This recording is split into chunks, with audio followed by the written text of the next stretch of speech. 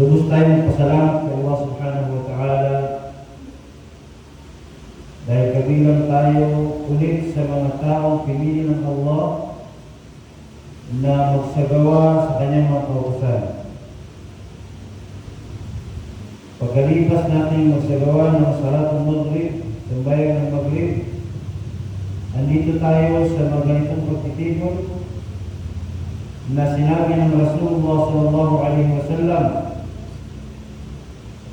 tatlong gantimpala na ibibigay ng Allah subhanahu wa ta'ala sa mga taong nagtitipon para pag-aralan ng Islam, makinig sa aral ng Islam, makinig sa mga kaalaman patungkol sa Islam. Ma min qawmin, sa isang hadith na nabanggit, ma min baitin min buyutillah, walang may isa man lang na isang kaum, isang grupo ng mga tao, hindi kaya walang may isa man lang na masjid mula sa mga masjid na bahay ng Allah subhanahu wa ta'ala, at doon ay pinag-aaralan ang kitab ng Allah ta'ala. Uli kaya yung mga taong nagtitipon para alalahanin ang Allah subhanahu wa ta'ala, maliban sabi ng Rasulullah sallallahu alaihi wasallam, ghasyathumur rahmah, ay isashower sa kanila ang rahmat ng Allah Ta'ala. Kung titignan natin, maliit na pagtitipon, mga simpleng tao ang magtitipon, pero hindi tinitingnan doon ang klase ng pagtitipon. Bagkus ang dahilan o kaya ano yung pinagtitipunan. Kapag patungkol sa agama, yun ang isashower ang rahmat ng Allah Ta'ala. Pangalawa, ay papalibutan sila ng mga malaikat. Papalibutan ng mga malaikat at ibibigay ng Allah subhanahu wa ta'ala ang kanyang maghfirah, ang kanyang kapatawaran.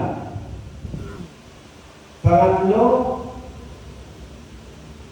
wanazalat alayhimus sakinah, bababa ang sakina, ang peace of mind, ang tranquility of heart, ang pagkaroon ng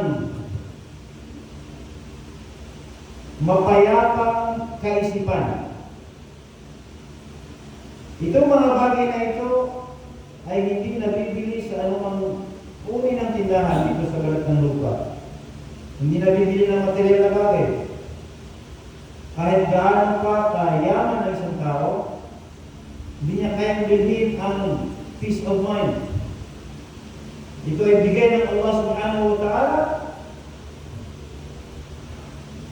para sa mga tao laging inaalala niya ang Allah subhanahu wa ta'ala. Ala bidhikrillahi tatma'innul qulub. Ang pag-alaala kay Allah subhanahu wa ta'ala ang siyang nagbibigay ng kaginhawaan, kapayapaan sa mga puso ng bawat isa. Kaya, yung mga nakakaramdam ng anumang depresyon, anumang sakit sa utak, takot, ang sagot, ang gamot ay ang pag-alaala kay Allah subhanahu wa ta'ala, ang pagzikir kay Allah subhanahu wa ta'ala.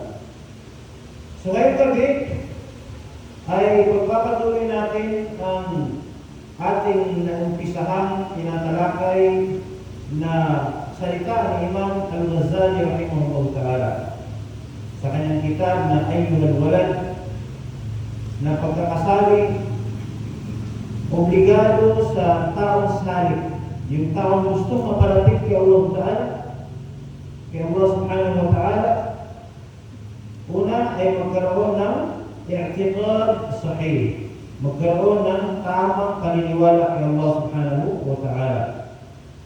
At yun ay sa paraan ng pagpapaliwanag ng ating mga ulama ng Ahlus Sunnah wal Jamaah. Pangalawa ay dapat na gawin ng taong gusto mapalapit kay Allah Ta'ala ang magkaroon siya ng pagsisikap na laging nagbabalik loob sa Allah Subhanahu wa Ta'ala.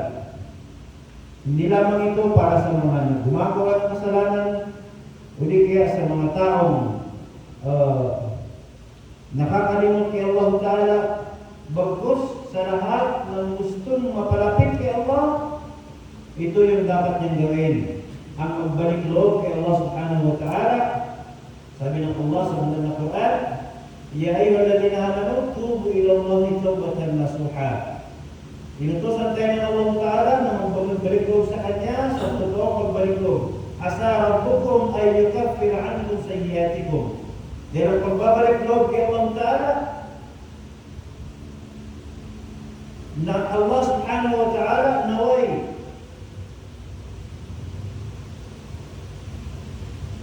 papalitan ng Allah Subhanahu wa Ta'ala ang mga gawain nating mga masama at ang ipapalit ay mga mabubuting gawain. Wa yudkhilkum jannatin tajri min tahtiha al-anhar. At maliban pa noon ay papasukin tayo ng Allah Ta'ala sa kanyang paraiso na siyang mayroong mga ilog na dumadaloy sa loob ng paraiso ng Allah Ta'ala. Mga preskong tubig ng ilog, mga preskong gatas na ilog na dumadaloy sa loob ng paraiso na siyang inihanda ng Allah Ta'ala para sa mga taong lagi nagbabalik loob kay Allah Subhanahu wa Ta'ala. Ang Rasulullah sallallahu alaihi wasallam, bagamat siya ay walang kasalanan, bagamat siya ay mahal ng Allah Ta'ala, ngunit hindi niya nakakaligtaan magtasbih ng astaghfirullah al-azim. Araw-araw humihingi ng kapatawaran kay Allah Ta'ala, nagbabalik loob kay Allah Subhanahu wa Ta'ala, kahit pa man siya ay walang kasalanan.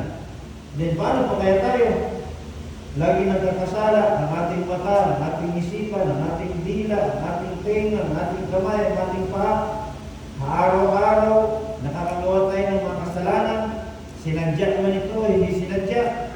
And then, min babi aula, na siyang dapat na tayo mismo ang higit na dapat na humihingi ng kapatawaran kay Allah Ta'ala. Minimum 100 times na istighfar sa umaga at 100 times na istighfar sa hapon. Astaghfirullahalazim. Bago matulog, makapag-istighfar tayo kay Allah Subhanahu wa Ta'ala.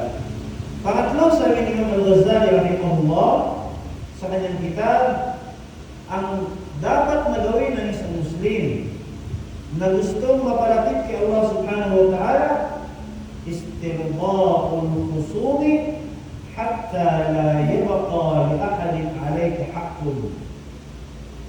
Istirda'ul khusumi hatta la yabqa li ahadin alayka haqqun. Ito yung tinatawag nila sa mga kapatiran natin na ikramul muslimin. Istirda'ul khusum, ang paghanap mo ng paraan nang sa ganun ay maging bati kayo ng taong hindi mo na pagkakaintindihan. Nagkaroon ka ng away sa kapwa mo, nagkaroon ka ng konting hindi pagkakaintindihan sa kapwa mo, still go, humihingi, hindi kaya ay naghahanap ka ng paraan para magkaayos kayong dalawa. Hatta hanggang sa la yabqa, hanggang sa wala nang matitira pang alayka haqqun li ahadin alayka haqqun, wala nang matitira pa para sa kanino man na karapatan sa iyo na isang karapatan. Ibig sabihin, lahat ng karapatan ay maibibigay mo para sa kanya. Yung karapatan niya sa iyo. Kung nalupig mo man siya, ibigay mo ang karapatan niya sa iyo. Nasaktan mo man siya, physically, emotionally, ibigay mo yung karapatan niya sa iyo. Sa kapatid mo, sa dugo, kapatid mo sa relihiyon, kapatid mo sa pagkatao, asawa mo, anak mo, lahat yun ay may karapatan, may hak, may right. Ibigay mo lahat. Sa abot ng makakaya, kaya sabi ng ibang mga ulama, kahit na tayo mismo ay mayroong karapatan sa kanila, unahin natin maibigay yung karapatan ng ibang tao kaysa sa sarili natin. Una, yung karapatan natin mismo. Ano yung karapatan ng sarili natin? Ang karapatan ng sarili natin, unang-una sa lahat, ay mabusog ito ng iman. Mabusog ang yawa natin ng iman. Mabusog ang yawa natin ng ibadat. Mabusog ang yawa natin ng zikir. Mabusog ang yawa natin ng mga amal salihat, mga mabubuting gawain. Huwag lamang dito natin binubusog ang ating sarili sa ating mga tiyan, sa ating mata, sa ating utak, sa ating pisikal na katawan. Ito ay temporary na pagkabusog. Ang realidad at tunay na dapat na pinapabusog natin ay yung ating yawa, ang ating kaluluwa. Ito ay sa pamamagitan ng mga amal ibadat. Pangalawa, yung karapatan ng ating mga asawa.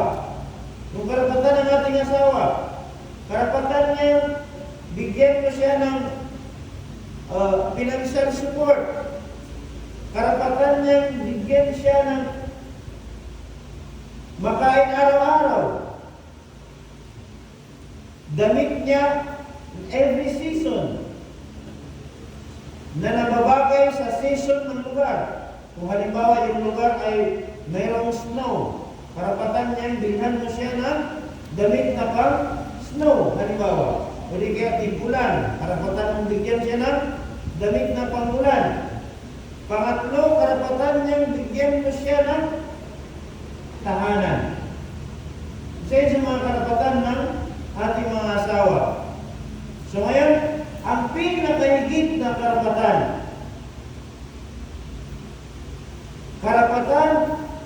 na dapat na maibigay mo sa asawa mo ay ang maituro sa kanya ang agaman ng Allah Ta'ala. Magsisimula ito sa pagturo mo sa kanya ng tamang paniniwala, karatyaya kay Allah Ta'ala.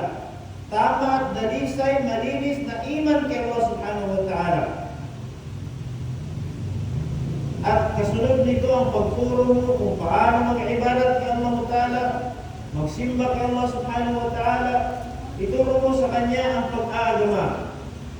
Ang pag-aagama na matuwid upang sa ganun ay mas mapalapit pa rin siya kay Allah Subhanahu wa Ta'ala. Tapos, yung karapatan ng ating mga anak. Tayong magulang, may karapatan tayo sa ating mga anak. At yung mga anak natin ay meron din karapatan para sa atin. Ibigay natin yun. Una, ang pagbigay ng maayos at magandang pangalan. Maayos at magandang pangalan. Isa sa mga karapatan ng ating anak na bigyan siya ng maayos at magandang pangalan. At doon pa pa kasunod yung mga pinansyal na para sa kanya. At higit sa lahat, ay maituro sa kanya ang agama Islam. Tayong ama sa loob ng pamamahay, tayo ang pinakaunang guro, pinakaunang magtuturo sa ating mga anak. Nakaka-proud bilang ama na natuto ang ating mga anak ng mga basic na mga kaalaman sa agama Islam dahil sa atin. Natuto sa atin. Natuto magbasa, natuto mag-abdas, natuto mag-iman, natuto magsambayan. Ito mga basic lang. At least natuto siya dahil sa atin. Alhamdulillah, maraming mga kabataan na natuto sa mga madrasa natin. Natuto sa mga ma'ahad natin. Natuto sa mga jamiat natin. Sa mga muhawara, sa mga lectures, mga Islamic symposium. Yung mga anak natin natuto sa mga ganung paraan. Pero mas mainam kung natuto siya sa mismong kamay ng kanyang ama. Mismong kamay ng kanyang ama, doon siya natuto. Hindi lamang ang ituro natin kung paano maglaba ang anak, paano magdamit, paano magplansa. Ituro natin sa kanila ang basic na mga pamamaraan sa agama Islam na dapat tayo mismo ang magtuturo sa kanya. Hanggang sa yung mga kapitbahay natin, yung karapatan ng ating kapitbahay, yung karapatan ng komunidad natin bilang imam sa masjid,